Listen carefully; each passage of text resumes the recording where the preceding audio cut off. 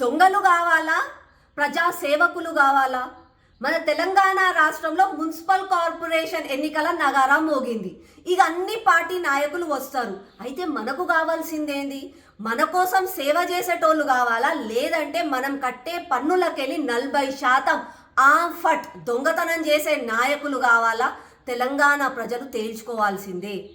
ఎన్నో పోరాటాల తర్వాత తెచ్చుకున్న మన తెలంగాణని ఈ నాయకుల చేతిలో పెడితే మనకి ఏం దక్కిందన్నా?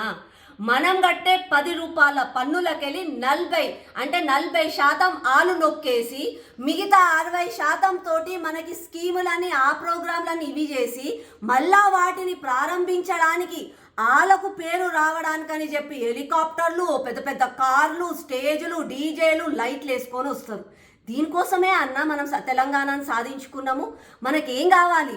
మనం కట్టే ప్రతి ఒక్క రూపాయి కోసం మనకి పని చేయాలి.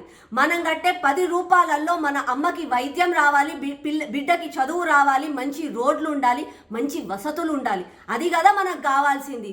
కానీ మనమేం సాధించుకున్నామన్నా? అప్పుడు ఉన్న కేసీఆర్ ఏమో చిల్లర, దిక్కుమాలిన అన్న మాటలు మాట్లాడే నాయకుడు. ఇప్పుడు వచ్చిన ముఖ్యమంత్రి గారేమో తొండలు వదులుతాను, మిమ్మల్ని తోలు తీసి పెడతాము అని చెప్పి బెదిరించే నాయకుడు. ఇట్లాంటి ఎంటర్టైన్మెంట్ కోసం అన్న మనం ఓటేసింది కాదు కదా. మనం ఓటేసింది మన తెలంగాణ కోసం, మన కోసం. మళ్ళా ఈ ఎంటర్టైన్మెంట్ కోసం వీళ్ళకెందునన్నా గెలిపించేది? మనకు ఎంటర్టైన్మెంట్ కోసం సినిమాలు ఉండే, కామెడీ షోలు ఉండే, రియాలిటీ షోలు ఉండే. మనకు కావాల్సింది అసలు సిసలైన నాయకులు. ప్రజాసేవ కోసం కుటుంబాన్ని అన్నిటినీ వదిలేసి వచ్చి ప్రజలే నాకు కావాలి, ప్రజాసేవనే నా లక్ష్యం అని ఆలోచించే బీజేపీ నాయకులు. ఇంకేందన్నా కొంతమంది అంటారు, అసలు మీ బీజేపీలో నాయకులు ఉన్నారా అని చెప్పి కొంతమంది అంటున్నారు. మా బీజేపీలో ఒక మ్యానుఫ్యాక్చరింగ్ యూనిటే ఉంది. అనునిత్యం ప్రజా సంక్షేమం కోసం, ప్రజా సేవకై, ధర్మం కోసం, దేశం కోసం అని చెప్పి ప్రాణాలు కూడా అర్పించడానికి రెడీగా ఉన్న నాయకులు అనునిత్యం తయారైతేనే ఉంటారు.